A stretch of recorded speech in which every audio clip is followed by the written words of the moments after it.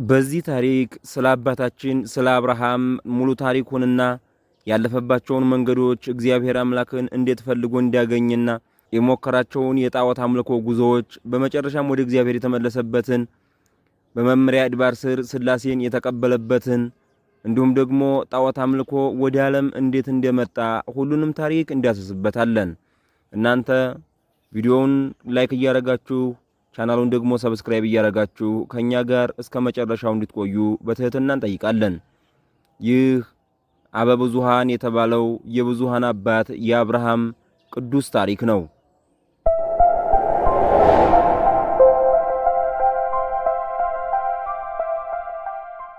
አብርሃም የመጀመሪያ ስሙ አብርሃም ሲሆን ትርጉሙ ታላቅ አባት ማለት ነው። ኋላ ግን እግዚአብሔር ለሕዝብ አሕዛብ ሁሉ አባት ትሆናለህ በማለት አብርሃም ብሎ ስሙን ለውጦታል። የአብርሃም አባት ታራ እናቱ ደግሞ ዕድና ይባላሉ። እነሱም የጣዖት አምልኮ ፍቅር ያላቸው ሰዎች እንደሆኑ ሲነገር ይሰማል። ነገር ግን የአብርሃም አባት ታራ ጣዖት እየጠረበ ይሸጥ ነበር እንጂ ጣዖትን የሚያመልክ እንዳልሆነ የኦሪት መጽሐፍት አንድምታ ትርጓሜ መጽሐፍ ያስረዳል። ይኸውም የጣዖት አምልኮ አመጣጡ እንደዚህ ነው። ሴሩህ ናኮርን፣ ናኮርም ታራን፣ ታራም አብርሃምን ይወልዳል። ይህ ሴሩህ ብኑ የሚባል እጅግ የሚወደው ልጅ ነበረው። ነገር ግን በሕፃንነቱ ተቀሰፈበት። እጅግ ይወደው ስለነበር እንቅበረው ቢሉት አላስቀብርም አለ። ሲወጣ ሲገባ ልጄ ብኑ እያለ ሐዘኑ ጸናበት። አንድ ቀን ግን ወጥቶ በሄደበት የሀገሩ ሰዎች ልጁን ቀበሩትና እንጨት ጠርበው አለዝበው ጆሮ፣ አፍንጫ፣ ዓይን፣ እጅ፣ እግር ያለው ጣዖት ጠርበው ቀለም ቀብተው ቀሚስም አልብሰውት በኋላው አቁመው ልጅህ ተነሳልህ በማለት ነገሩት። ሴሩም ልጁ ብኑ እንደሆነ ለማረጋገጥ ልጄ ብኑ ነህን ቢለው በእንጨቱ ውስጥ ያደረ ሰይጣን አለ። ከዚህ በኋላ አምላክ ካልሆነ በቀር እንዴት ተነጋገረን ብለው በዚያው ያሉ ሁሉ ጠርበው ያዘጋጁትም የሚያመልኩት ሆነዋል።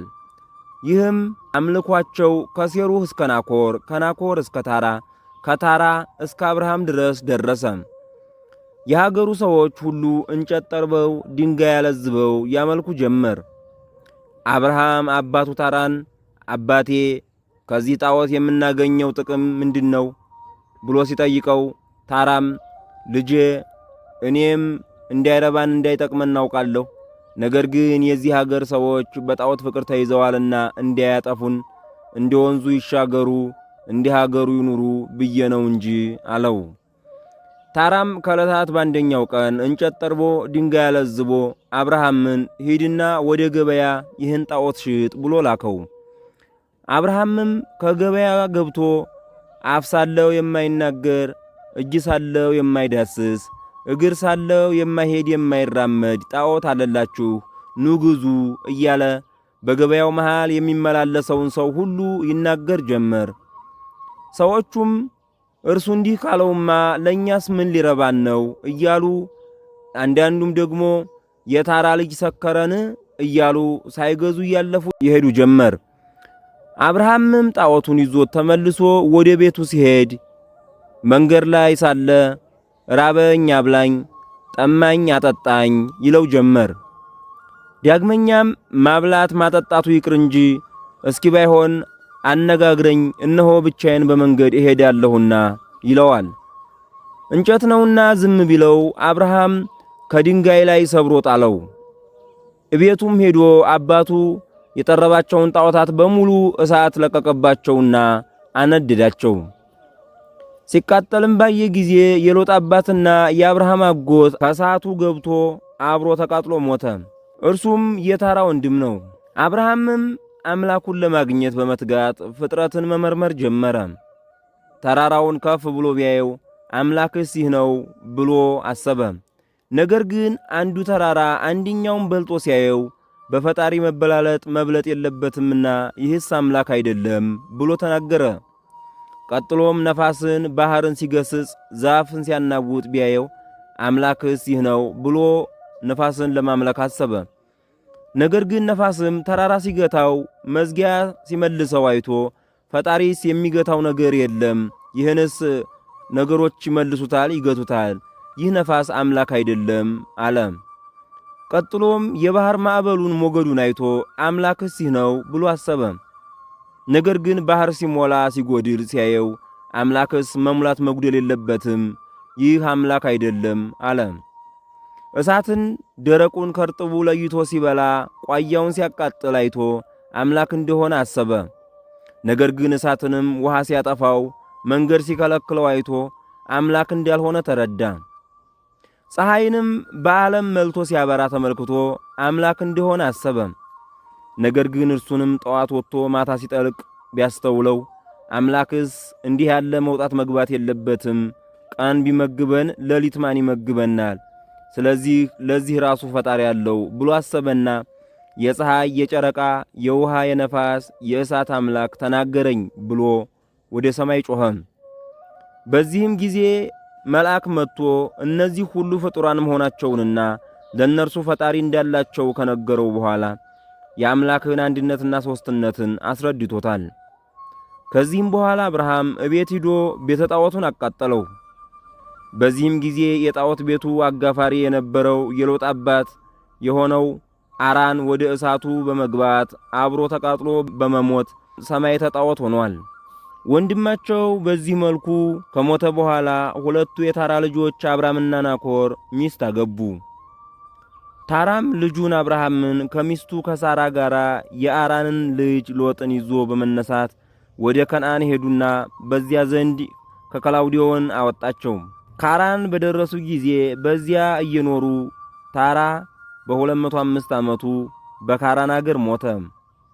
እግዚአብሔር ለአብርሃም ተገልጦለት አብርሃም አብርሃም ብሎ ጠራውና ከዘመዶቹና ከወገኖቹ ተለይቶ በመውጣት ወደ ከነዓን ምድር እንዲሄድ ነገረው። ዘሩን እንዲያበዛለትና እንዲባርከው የሚመርቁትን እንደሚባርካቸው የሚረግሙትን ግን እንደሚያጠፋቸው ቃል ገባለት። አብርሃምም እንደታዘዘው ወደ ከነዓን ሄደ። አብርሃም መጀመሪያ በካራን ከአባቱ ጋር አብረው 14 ዓመት ተቀመጡ።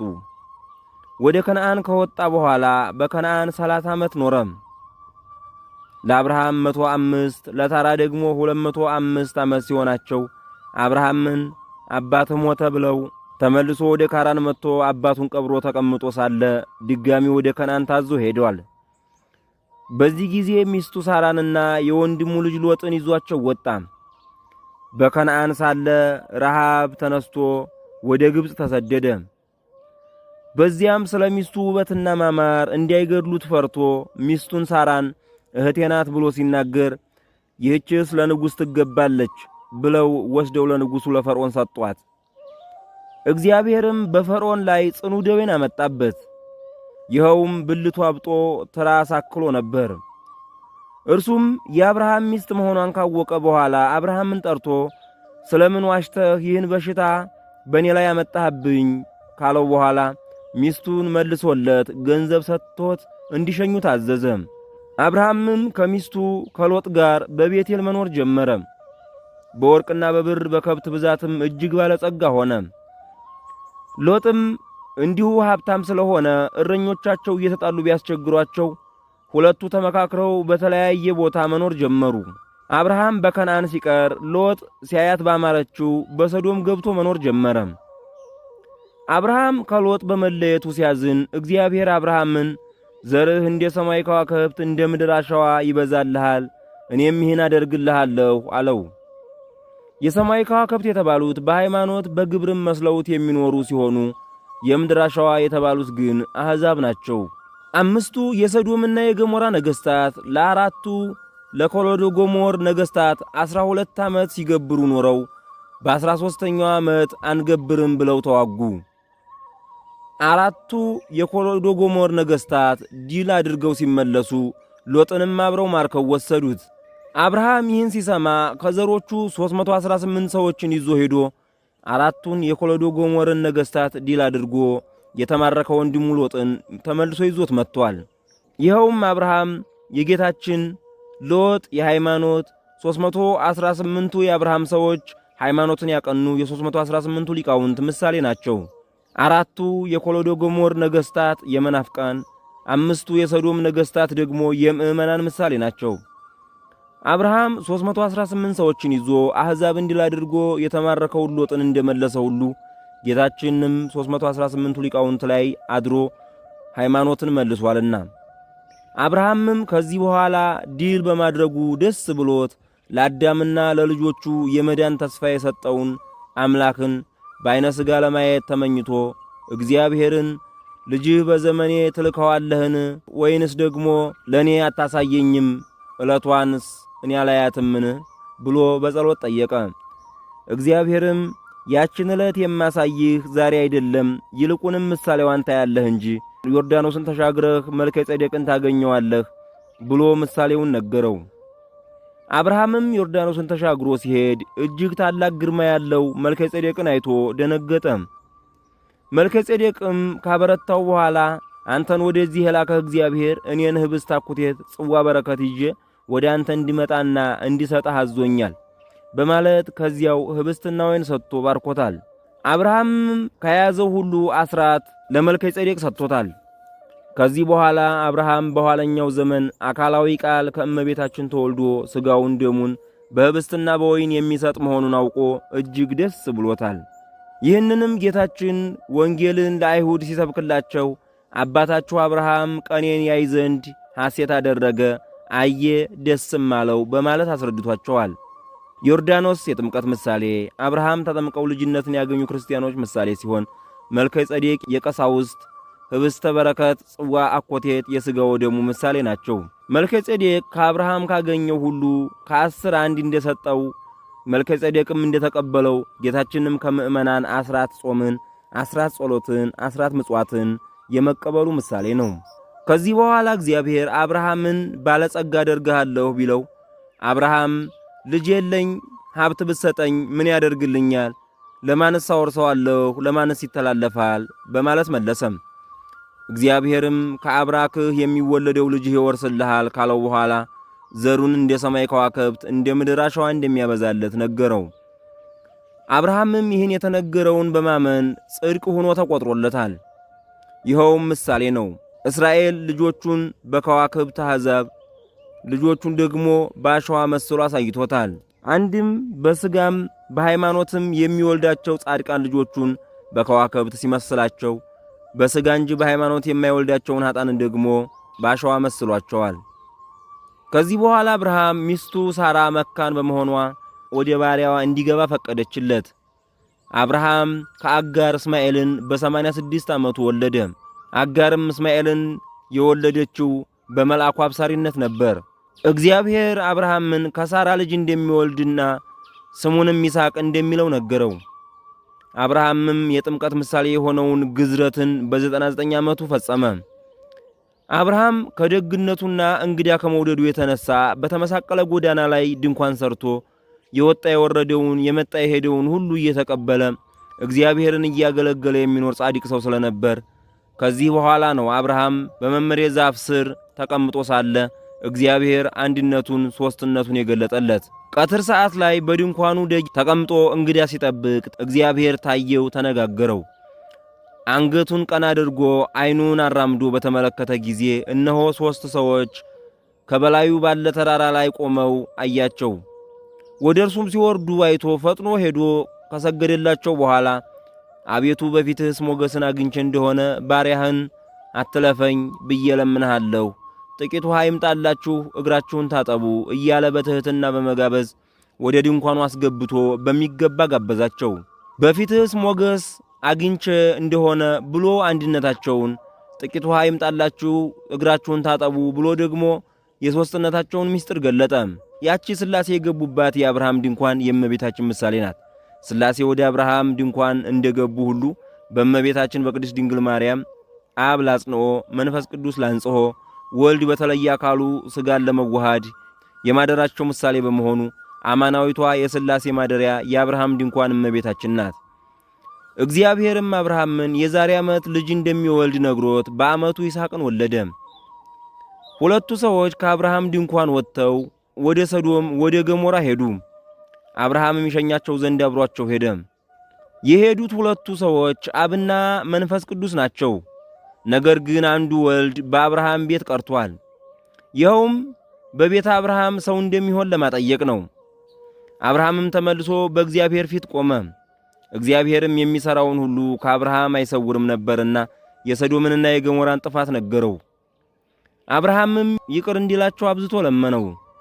አብርሃምም ከሰዶምና ገሞራ ጥፋት በኋላ በምስራቅ በኩል ወዳለው ሀገር ሄዶ በጌራራ ከተቀመጠ በኋላ እግዚአብሔር አስቀድሞ እንደነገራቸው ሳራ ወንድ ልጅ ወለደች።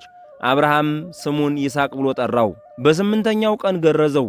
ከብዙ ጊዜ በኋላ እግዚአብሔር አብርሃምን ልጁን ይስሐቅን ወደ ተራራ ላይ ወስዶ በዚያ ላይ እንዲሰዋለት ባዘዘው ጊዜ አብርሃም በጧት ተነስቶ አህያውን ጫነም።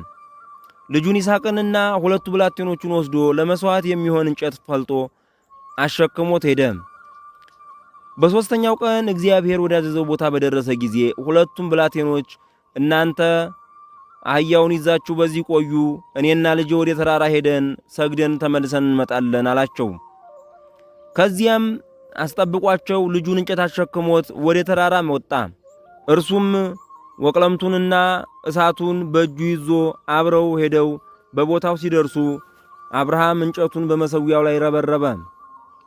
ይስሐቅም አስቀድሞ አባቱን እነሆ እንጨቱና እሳቱ አለ፣ ለመሥዋዕት የሚሆነው በግ ግን ወዴት አለ ብሎ ሲጠይቅ አብርሃም እግዚአብሔር ያዘጋጃል ያለው ቢሆንም ይስሐቅ ግን በዚህ ጊዜ ራሱ መሥዋዕት እንደሚሆን አውቆ አባቱን እንዲህ አለው፣ እነሆ እኔን ስትሰዋኝ ስወራጭ እጅህን እንዲያላስቆርጥህ እጄን እግሬን እሰረኝ። ዓይኔን ትክ ብለህ ስታይ ራርተህ ትተኸኝ ከፈጣሪህ ጋር ትጣላለህና ፊቴን ወደ መሬት ደፍተህ አስተኝተህ ሰዋኝ አለው። አብርሃምም ልጁ እንዳለው እጁንና እግሩን አስሮት ፊቱን ወደ ምድር በመድፋት በመሠዊያው በእንጨቱ ላይ አጋደመው። አብርሃምም ልጁን ያርደው ዘንድ ወልቀምቱን ቢላዋውን መዞ እጁን በዘረጋ ጊዜ እግዚአብሔር አብርሃምን ጠራውና በብላቴናው ላይ እጅህን አትዘርጋ፣ አንዳች አታድርግበት። አንድ የምትወደውን ልጅህን ከኔ ይልቅ አልወደድክምና እኔን የምትፈራና የምትወድ እንደሆንክ አሁን አወቅሁ አለው። አብርሃምም ዓይኑን ባነሳ ጊዜ በኋላው አንድ ጻዕዳ በግ በዱር ውስጥ ቀንዶቹ ከዕፀ ሳቤቅ ተይዞ አየ። በጉንም ወስዶ በልጁ ፈንታ መሥዋዕት አድርጎ ሰዋው። ይኸውም ምሳሌ ነው። አብርሃም የእግዚአብሔር አብ፣ ይስሐቅ ደግሞ የእግዚአብሔር ወልድ ምሳሌ ነው። አብርሃም አንድያ ልጁን ይስሐቅን በሕሊናው ሰውቶታልና አብም አንድያ ልጁን ወልድን በሥጋ ሰውቶታል። በጉ የታሰረበት ዕፅ የቅዱስ መስቀሉ፣ እሳቱ የመንፈስ ቅዱስ፣ ቢላዋው የሥልጣን እግዚአብሔር ምሳሌ ናቸው። ወልቀምት አጥንትን ከሥጋ እንደሚለይ ሁሉ ጌታችን በገዛ ሥልጣኑ ሥጋውን ከነፍሱ ለይቷል። አብርሃም 3 ቀን በእግሩ ተጉዞ ሄዶ ልጁን እንደሰዋው ሁሉ ጌታችንም ምክረ ሞት በተፈጸመ በሦስተኛው ቀን ተሰውቷል። የአብርሃም ሕሊና የመቃብር ምሳሌ ነው። ይህም ይስሐቅ በአብርሃም ሕሊና ተሰውቶ በሦስተኛው ቀን እንደዳነ ሁሉ ጌታችንም 3 መዓልት 3 ሌሊት በከርሰ መቃብር አድሮ የመነሳቱ ምሳሌ፣ እንዲሁም በጉ የጌታችን ይስሐቅ የምእመናን ምሳሌ ናቸው። ጻዕዳ በጉ ከሰማይ እንደወረደ ሁሉ ጌታችን ከሰማየ ሰማያት ወርዷል። በጉ ከዕፀ ሳቤቅ እንደተገኘ ሁሉ ክርስቶስም ከመቤታችን የማኅፀን ፍሬ ተገኝቷልና መድኃኔ ዓለም ክርስቶስ የጻዕዳ በጉ ምሳሌ እንደሆነ ሁሉ ጻዕዳ በጉ የያዘችው ዕፀ ሳቤቋ ወይም ሐረጓ ደግሞ የእመቤታችን ምሳሌ ናት። በጉ ከእቱም ጉንደ ዕፅ ተገኝቶ ለይስሐቅ መድኃኒት ሆኖ በሞሪያ ተራራ እንደተሰዋ ሁሉ የዓለምን ኃጢአት የሚያስወግድ በግ መድኃኔ ዓለም ክርስቶስም ከእመቤታችን ከድንግል ማርያም ተወልዶ በቀራንዮ ተሰውቷል። ይህንንም ዮሐንስ መጥምቅ ሲገልጠው የዓለምን ኃጢአት የሚያስወግድ የእግዚአብሔር በግ ሲል ተናግሮታል። በመጨረሻም እግዚአብሔር አብርሃምን 500 ዓመት ትኖራለህ ቢለው አብርሃም 1000 ዘመን ኖሬ እንደገና ካልታደስኩ በቀር ለ500 ዘመንስ ቤት አልሰራም ብሎ ዕድሜ ዘመኑን ቤት ሳይሰራ በድንኳን ኖሯል። ሚስቱ ሳራ በ127 ዓመቷ ስትሞት በኬብሮን መቃብር ገዝቶ አልቅሶ ከቀበራት በኋላ እርሱም ከብዙ ጊዜ በኋላ በ175 ዓመቱ አርፎ ከሚስቱ ጋር በኬብሮን ተቀብሯል። የአባታችን የአበ ብዙኃን አብርሃም አባትነቱ ረድኤት በረከቱ ከሁላችን ጋር ትኑር ለዘላለሙ አሜን።